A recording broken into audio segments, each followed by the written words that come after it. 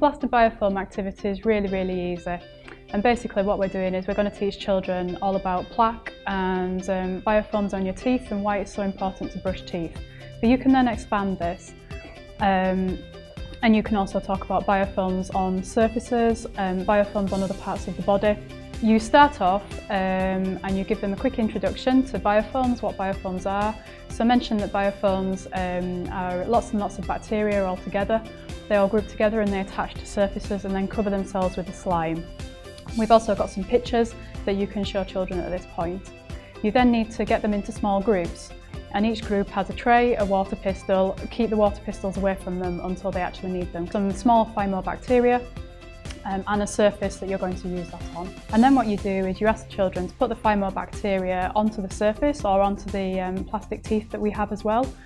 And then they're going to use the water pistol to squirt the bacteria and try to move the bacteria around. Now you can do this in various different ways. You can either ask them to do 10 squirts and then pass it to the person next to them, or squirt for a minute. It just depends how old the children are and how well you think they're going to be able to do the activity. So the children are going to squirt the bacteria and the bacteria are going to move around on the surface. So once they've got to the end, you're going to then ask them, was that easy, was that hard, did any particular shape of bacteria move easier than any of the others? Sometimes they find that the circular bacteria move around a little bit easier. What you're then going to do is ask them to put the bacteria back onto the surface again, and this time you're going to use the hair gel to cover the bacteria with slime.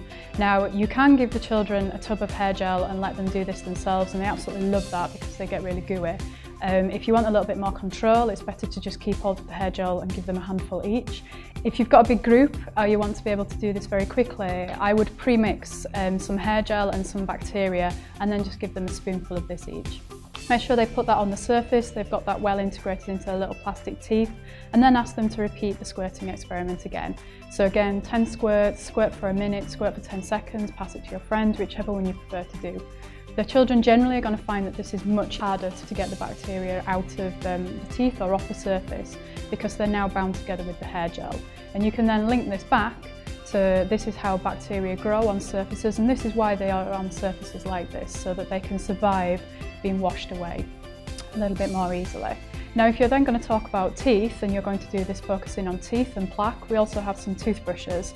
So you can then put the biofilm back together, so bacteria on the surface, cover them with some hair gel again, and then you can use the toothbrush and the water pistol to squirt the bacteria and move the bacteria with the teeth. Again, the children absolutely love this, and they can then at the end of this think why it's so important that we use toothbrushes and we don't just squirt our teeth with water pistols, even though that would be fun.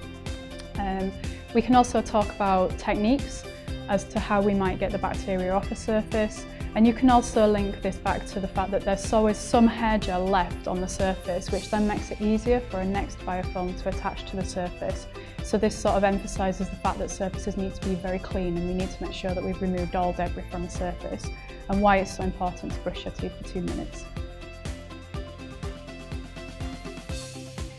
So once the kids are all around the human body, I have a stack of microbe cards, and I choose one and hold it up and ask that student to come forward.